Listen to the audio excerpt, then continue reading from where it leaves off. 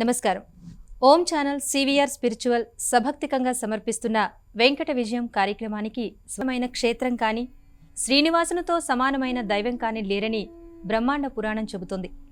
అలాంటి క్షేత్రంలో అంతటి దైవానికి చేసే సేవలో 36 తరాలుగా పునీతమవుతున్న అర్చక కుటుంబ సభ్యులు శ్రీవారి ప్రధాన అర్చకులు డాక్టర్ ఏవి రమణ దీక్షితులు గారు ఈ కార్యక్రమంలో ఆ క్షేత్రానికి ఆ దైవానికి అక్కడ జరిగే సేవలకు సంబంధించిన విశేషాలను మనకు సప్రమాణంగా వివరిస్తారు.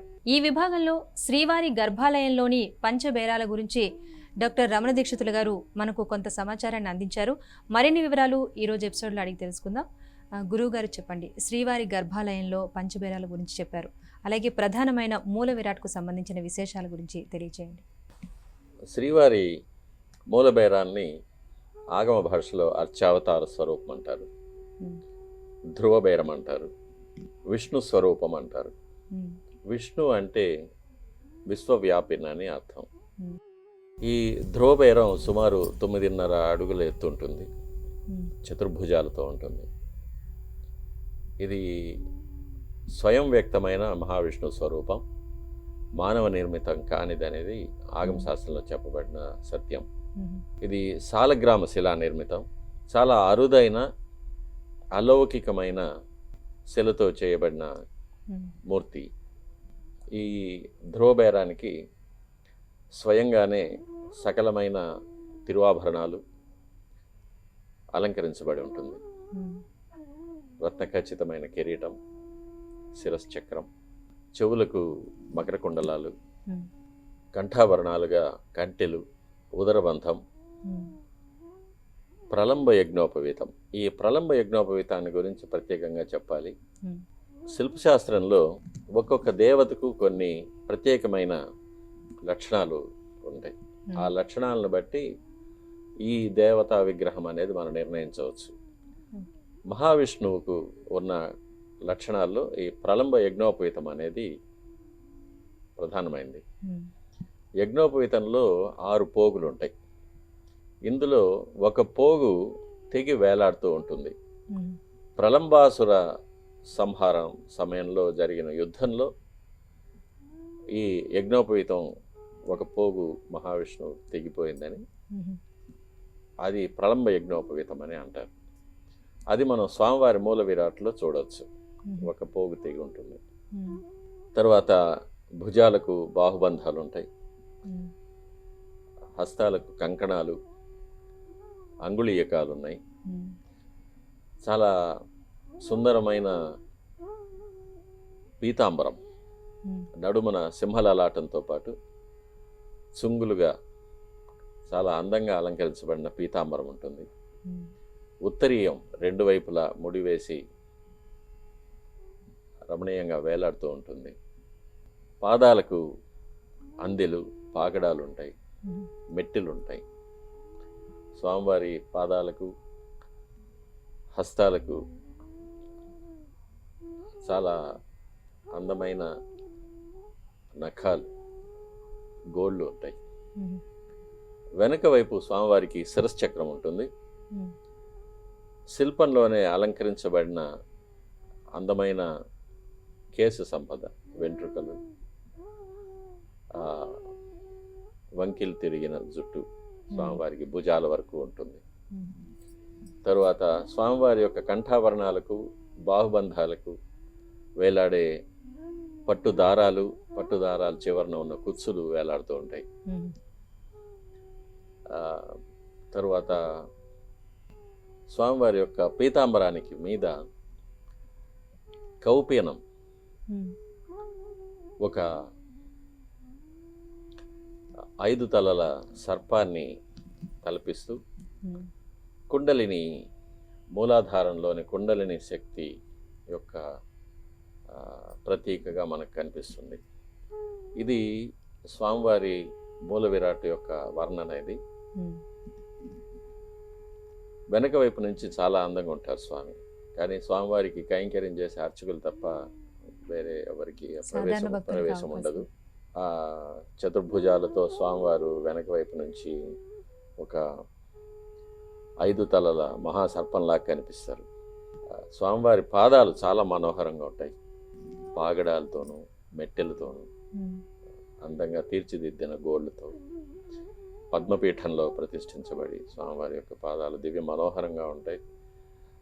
స్వామివారి పాదాలను ఎంతోమంది ఆళ్వార్లు, మహర్షులు ఎన్నో విధాలుగా వర్ణించున్నారు. ఆ వర్ణనలకి అన్నిటికీ కూడా అతీతంగానే స్వామివారి యొక్క దివ్యమైన పాద పద్మాలను మనం చూడొచ్చు. ఇది స్వామివారికి అభిషేకం జరిగే సమయంలో దర్శనమిస్తాయి, నిజపాద దర్శనంలో. స్వామివారి యొక్క మూలమూర్తి యొక్క సంపూర్ణమైన సౌందర్యాన్ని మనం శుక్రవారం నాడు స్వామివారికి జరిగే అభిషేకం సమయంలో చూడవచ్చు. ఇందులో మరొక ముఖ్యమైన అంశం, స్వామివారికి వక్షస్థలంలో కుడివైపు త్రిభుజాకారంలో మహాలక్ష్మి అమ్మవారి యొక్క స్వరూపం కనిపిస్తుంది. దీన్ని వ్యూహలక్ష్మి అంటారు. చాలా ప్రత్యేకమైన ఒక ప్రయోగం. ఈ మహాలక్ష్మి స్వామివారి వక్షస్థలంలో ఉండడం వల్లనే స్వామివారికి శ్రీనివాసుడు అనే పేరు వచ్చింది. ఈ వ్యూహలక్ష్మి చాలా పవిత్రమైన, చాలా శక్తివంతమైన ఐశ్వర్యప్రదాయిని అని, ఐశ్వర్యం కోరే భక్తులకు ఐశ్వర్యాన్ని ప్రసాదిస్తారని, ఏమీ కోరని భక్తులకు స్వామివారి యొక్క నిత్య మోక్షం కలిగిస్తారనేది ఆగమంలో చెప్పబడిన ఒక విశేషం. ఇలా మహాలక్ష్మితో పాటు మనకు స్వామివారు సమ్మోహనంగా ఈ భూలోకాన్నే కాదు 14 భువనాలను సమ్మోహింపజేసే ఒక మహత్తరమైన దివ్యమంగళమైన విగ్రహం మూలవర్లు. ఎంతైనా చెప్పవచ్చు స్వామివారిని గురించి. స్వామివారి మూల విరాట్టుకు జరిగే ప్రత్యేక పూజా కార్యక్రమాల గురించి తెలియండి. స్వామివారి మూల విరాట్టుకే ఆరాధనలన్నీ విశేషంగా జరుగుతూ ఉంటాయి. ఇందులో వైఖానస ఆగమోక్తంగా సుప్రభాతంలో తలుపులు తెరిచినప్పటి నుంచి స్వామివారిని మొదట దర్శించుకొని వేదమంత్రాలతో స్తుతించి స్వామివారి యొక్క అనుజ్ఞ పొంది, భగవతో బలేన అనే మంత్రంతో స్వామివారి యొక్క అనుజ్ఞ పొంది స్వామివారికి ఆరాధనలు ప్రారంభం చేస్తాం. ఆ ప్రారంభ సమయంలో స్వామివారికి ధారోష్ణమైన గోక్షీరం అంటే గోవు దగ్గర పిండిన పాలు, ఆ వెచ్చదనంతోనే స్వామివారికి నైవేద్యం కావాలి. ధారోష్ణం అంటారు. గోక్షీరమును నవనీతం ఉదయం స్వామివారికి ఆరగింపు చేసిన తర్వాత ఆరాధన ప్రారంభమవుతుంది. ఈ ఆరాధన ప్రారంభం చేసే ముందు అర్చకుడు కొన్ని నియమాలను పాటించాలి. బయలుదేరే ముందు ఇంట్లో చేసుకునే గాయత్రి మొదలైన జపాల తర్వాత స్వామివారి దగ్గరికి వచ్చి కొన్ని న్యాసాలు చేసుకోవాలి. ఇందులో చాలా ముఖ్యమైనది చెప్పవలసింది ఆత్మసూక్తం అని. మహావిష్ణువుని అర్చించడానికి మహావిష్ణువుకు తప్ప ఎవరికి అర్హత ఉండదు. కాబట్టి అర్చకుడు తన మీద మహావిష్ణువుని ఆవాహన చేసుకోవాలి ముందు. తాను మహావిష్ణువుగా మారిన తర్వాతనే స్వామివారికి ఆరాధన ప్రారంభం చేస్తాడు. ఇది ఆత్మసూక్తం అని ఏ ఆగమంలోనూ లేని ఒక విశేషమైన ప్రయోగం ఇది. ఈ మహావిష్ణువుగా ఆవాహన చేసుకున్న అర్చకుడు మాత్రమే స్వామివారిని ఆరాధించడానికి అర్హత సంపాదిస్తాడు. తరువాత ఆవాహనతో ప్రారంభమవుతుంది. సర్వవ్యాప్తమైన శ్రీ మహావిష్ణువు యొక్క దివ్యమైన శక్తిని ధ్రువబేరంలోకి రహస్యమైన మంత్రాల ద్వారా, బీజాక్షరాల ద్వారా ప్రవేశపెడతారు. దీన్ని ఆవాహనం అంటారు. ఆ మహావిష్ణువు యొక్క శక్తిని స్వామివారి యొక్క కుడి కాలి బొటనవేలుతో ప్రారంభమై శిరస్సు వరకు బీజాక్షరాలతో ఆవాహన చేస్తారు. చేసిన తర్వాత మహాలక్ష్మికి ఆవాహన జరుగుతుంది. తర్వాత ధ్రువ బేరం నుంచి మిగిలిన 4 బేరాలకు, ముందు కౌతుక బేరానికి, తర్వాత ఉత్సవ స్నపన బలి బేరాలకు ఆవాహన జరుగుతుంది. తరువాత స్వామివారి యొక్క పరివార దేవతలను ఆవాహన చేయడం ఇవన్నీ జరుగుతున్నాను. ఆవాహన చేసిన తర్వాత ఆవాహన చేయబడిన దివ్యమైన శక్తికి ఉపచారాలు సమర్పించడం జరుగుతుంది. ముందు స్వామివారిని ఆసీనం చేయడానికి రత్నసింహాసనం స్వామివారికి సమర్పించిన తర్వాత అర్ఘ్యం, పాద్యం, ఆచమనం, తర్వాత స్నానాసనంలో భాగంగా స్వామివారికి దంతధావనం, గండూషం, జిహ్వాశోధనం, గండూషం, తర్వాత ముఖ ప్రక్షాళనం, స్నానం తర్వాత ప్లోతం, తర్వాత వస్త్రం, ఇవన్నీ మంత్రపూర్వకంగా ప్రతి ఒక్క క్రియకు వైఖానస ఆగమంలో విశిష్టత. ప్రతి క్రియకు ఒక వేద మంత్రం ఉంటుంది. ముఖ్యంగా శుక్ల యజుర్వేద నుంచి మంత్రాలు ఉంటాయి. చతుర్వేద మంత్రాలను వాడుకుంటాం.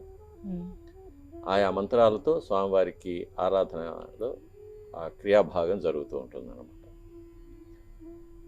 ఇవన్నీ చాలా రహస్యమైన, చాలా శక్తివంతమైన ఆగమ మంత్రాలతో జరపబడుతుంది. ఆ ఆవాహన చేయబడిన మహావిష్ణువు యొక్క దివ్యమైన శక్తిని కాపాడడం కోసమే ఈ ఆరాధన ప్రక్రియ జరుగుతూ ఉంటుంది. ఆ దివ్యమైన శక్తి ఒక ఆరని జ్యోతిలాగా ఆ ధ్రువబేరంలో వెలుగుతూ ఉన్నప్పుడే స్వామివారి దగ్గర ఆ ప్రసన్నత ఉంటుంది. ఆ భక్తి ఇప్పుడు ఉన్న ఒక అపరిమితమైన జనాకర్షణం, ధనాకర్షణం మరి ఏ దేవాలయంలోనూ లేదు కదా. అటువంటి ఆ ఆకర్షణ శక్తి, ఆ దివ్యమైన శక్తి ఆ బింబంలో ఉండడం వల్ల కలుగుతుంది. ఆ శక్తిని కాపాడడమే ఆరాధన ప్రక్రియ, ఆగమం. అది ప్రసన్నంగా ఉన్నంత వరకు స్వామివారి దర్శనం కోరి వచ్చే భక్తులు వాళ్ళు కోరిన కోరికలన్నీ సిద్ధిస్తూ ఉంటాయి, స్వామివారు అనుగ్రహిస్తూ ఉంటారు. ఆ కోరికలు తీరడం వల్ల భక్తులు వెళ్ళి మళ్ళీ ఇంకొన్ని కోరికలతో స్వామివారిని దర్శించుకోవడానికి వస్తూ ఉంటారు. వారిని చూసి ఇంకొక 10 మంది వస్తూ ఉంటారు. అందువల్ల విపరీతమైన రద్దీ పెరుగుతూ ఉంటుంది. లోకాన్ని కాపాడుతారు, లోకంలో అందరికీ సకలమైన శుభాలు జరుగుతూ ఉంటాయి.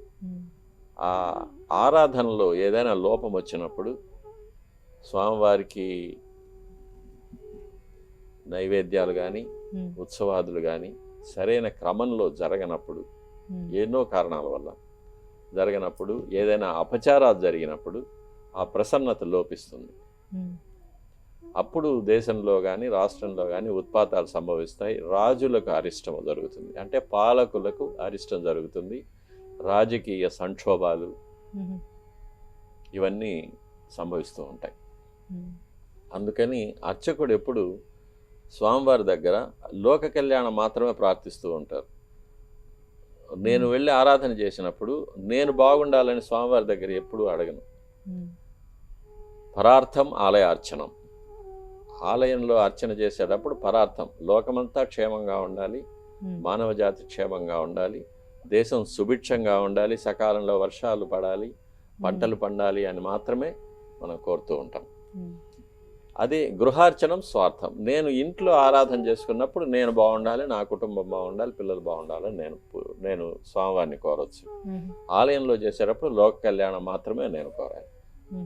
అది ఆగమంలో ఉన్న పరమార్థం. గురుగారు, మామూలుగా తిరుమల యాత్ర చేసి వచ్చిన వారు ఇంటిలో శ్రీ వెంకటేశ్వర దీపారాధన లాంటివి చేస్తూ ఉంటారు. మరి ఆ వెంకటేశ్వర స్వామికి నిత్య ఆరాధన ఎలా చేయాలంటారు? స్వామివారికి ఆరాధన చేసుకోవడం అనేది ప్రతి భక్తుడి యొక్క నిత్య కర్తవ్యం. స్వామివారి యొక్క అనుగ్రహాన్ని పొందడానికి ప్రతిరోజు స్వామివారి దేవాలయాన్ని సందర్శించి స్వామివారిని దర్శనం చేసుకోవడం అనేది దుర్లభం ఇప్పుడున్న పరిస్థితుల్లో కూడా. కాబట్టి స్వామివారిని మన ఇంటికే ఆహ్వానించి మన ఇంట్లో ఆరాధించుకోవడం అనేది ప్రతి భక్తుడు చేయదగిన కార్యం. ఈ ఆరాధనకు అతి ముఖ్యమైనది భక్తి ఒక్కటే. భక్తి ఉన్నప్పుడు స్వామివారు చాలా సులభంగా మన దగ్గరికి వేంచేస్తారు. పంజరస్థ యువ సుఖ అని స్వామివారు భక్తుడి యొక్క భక్తి అనే పంజరంలో చిలుకలాగా ఇమిడిపోతాడని, బందీ అయిపోతాడని మనకు వేదం చెప్తుంది.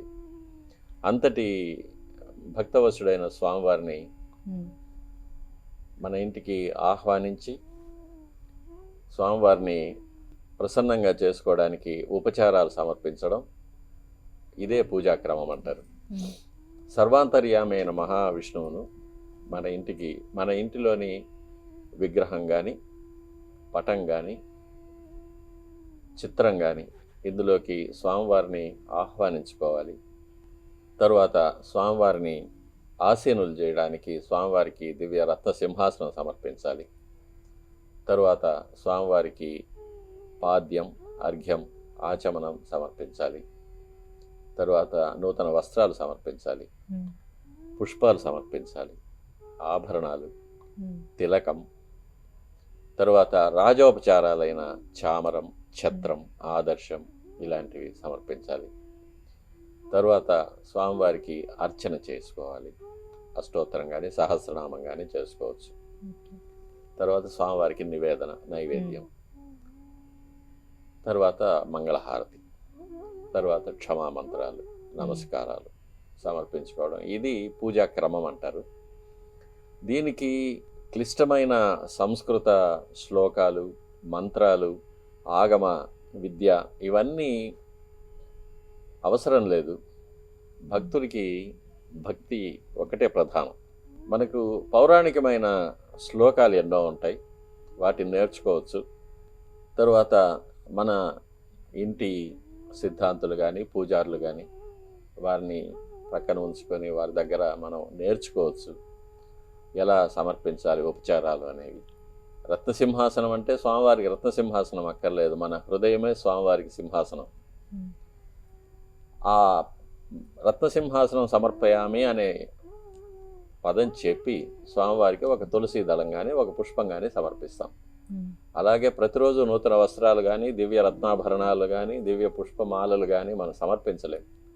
వాటిని ఉచ్చరిస్తూ స్వామివారికి ఒక తులసి దళాన్ని కానీ, శుద్ధ తోయం కానీ, ఒక పుష్పం కానీ సమర్పిస్తాం. నివేదన ఆరగింపు మన శక్తి కొద్దీ స్వామివారికి పాలు, శుద్ధాన్నం, లేక చక్కెర పొంగలి, మనం విశేషమైన పండుగల్లో మనం చేసుకునే భక్షణాలు ఇలాంటివి స్వామివారికి నైవేద్యం చేయొచ్చు. ఫలం, పుష్పం, పత్రం, తోయం అని స్వామివారే చెప్పారు. ఏదుంటే అది నాకు సమర్పించు, నేను ఆనందంగా స్వీకరిస్తాను, కానీ నీ భక్తి మాత్రమే నాకు ముఖ్యమని. ఇలా భక్తితో స్వామివారికి ఆరాధన చేసుకోవచ్చు. స్వామివారిని మనం ఎన్ని కోరికలైనా కోరుకోవచ్చు. స్వామివారు ప్రసన్నంగా ఉండి మన కోరికలన్నీ సిద్ధింపజేస్తారు, మనల్ని అనుగ్రహిస్తారు. దీనికి ఆర్భాటాలు కానీ, హంగామాలు కానీ అక్కర్లేదు. ప్రతిరోజు భక్తితో ఇంట్లోనే శుచిగా స్నానం చేసి ముఖాలంకారం వారి వారి సాంప్రదాయాల ప్రకారం బొట్టు ధరించి, శుభ్రమైన వస్త్రాలు ధరించి స్వామివారికి ఆరాధన చేసుకోవచ్చు. గృహారాధనలో స్వామివారి విగ్రహాలు ఎలా ఏర్పాటు చేసుకోవాలనే సందేహం చాలామంది భక్తులకు వస్తూ ఉంటుంది. స్వామివారి యొక్క విగ్రహాన్ని లోహంతో కానీ, దారు అంటే కొయ్యతో కానీ,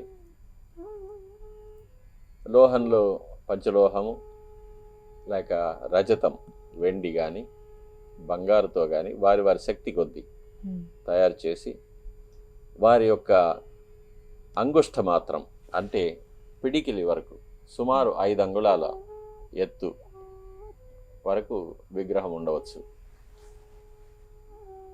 ఈ విగ్రహాన్ని మనం తయారు చేయించేటప్పుడు లేక కొనేటప్పుడు చూడవలసింది ముఖ్యంగా స్వామివారి యొక్క దృష్టి సమదృష్టిగా ఉండాలి. క్రిందకు చూడడం కానీ, పైకి చూడడం కానీ ఉండకూడదు. సమంగా ఉండాలి. ముఖం ప్రసన్నంగా ఉండాలి, చిరునవ్వుతో ఉండాలి, ఆగ్రహంతో ఉన్నట్టు ఉండకూడదు. తరువాత కడుపు పుష్టిగా ఉండాలి, కృషించి ఉన్నట్టు ఉండకూడదు. అటువంటి విగ్రహాలకు ఆరాధన చేయకూడదు. కడుపు కానీ, చేతులు, కాళ్ళు, హస్తాలు, పాదాలు బాగా పుష్టిగా ఉండాలి, ఎండిపోయినట్టు ఉండకూడదు. సరైన వస్త్రధారణ బాగుండాలి. ఇటువంటి విగ్రహాన్ని మనం తీసుకువచ్చి అది పురోహితుల ద్వారా కానీ, అర్చకుల ద్వారా కానీ దానికి సరైన ఆవాహన అది క్రియలు చేయించి మనం ఇంట్లో ఆరాధన చేసుకోవచ్చు. విగ్రహం ప్రతిష్ఠించుకునే శక్తి లేనప్పుడు స్వామివారి యొక్క పటానికే మనం పూజలు జరుపుకోవచ్చు. స్వామివారి యొక్క చిత్రంలోకి స్వామివారిని మనం ఆవాహన చేసుకోవడము, స్వామివారికి ఉపచారాలు సమర్పించడం అన్నీ కూడా చేసుకోవచ్చు. ఈ నిత్య ఆరాధనలు చేసేటప్పుడు మనం చేయలేకపోయినప్పుడు కూడా వేరే ఎవరి ద్వారానైనా కానీ ఈ పూజలు ప్రతిరోజు జరిపే ఏర్పాటు చేయొచ్చు. అట్లా జరపలేనప్పుడు తిరిగి వచ్చిన తర్వాత అభిషేకం అది చేసి శుద్ధీకరణ చేసిన తర్వాత మళ్ళీ మనం నిత్య ఆరాధనలు మొదలు పెట్టుకోవచ్చు. ఇప్పుడు విగ్రహారాధన, గృహంలో చేసే విగ్రహారాధన గురించి కొన్ని నియమాలు తెలియజేశారు. మరి ఇదివరకు అలాంటి నియమాలు తెలియకోలేకపోతే మామూలు విగ్రహం తీసుకొచ్చి ప్రతిష్ఠించే వాళ్ళు ఎవరైనా ఉంటే కనుక వారు ఇకపై ఈ కార్యక్రమం ద్వారా కొన్ని నియమాలు అయితే తెలుసుకుంటారు. మరి వాటికి ఏమైనా పరిహార మార్గాలు ఏమైనా ఉంటాయంటారా? అది వారికి సమీపంలో అందుబాటులో ఉన్న పురోహితులు కానీ అర్చకుల వద్ద కానీ అవి కార్యక్రమాల గురించి తెలుసుకొని జరిపించుకోవచ్చు. సరే గురువుగారు, మరి శ్రీనివాసుడికి సంబంధించి ఎన్నో రహస్యాలను మా ప్రేక్షకులకు తెలియజేసినందుకు ధన్యవాదాలు. నమస్కారం. ఇది ఈనాటి వెంకట విజయం కార్యక్రమం. మరి ఈ కార్యక్రమంలో స్వామి ఆరాధన చేసేటప్పుడు ఎటువంటి నియమాలు పాటించాలి, ఇలాంటి విశేషాల గురించి తెలుసుకున్నారు కదా. స్వామి రూపం ఎంత చూసినా తనివి తీరంది. స్వామికి ఎన్ని విధాల సేవ చేసినా కూడా తృప్తి కలగరది. మరి ఆ స్వామికి సంబంధించి మరిన్ని ఆసక్తికరమైన అంశాలతో మళ్ళీ కలుసుకుందాం. అంతవరకు సెలవు. మరి నమస్కారం.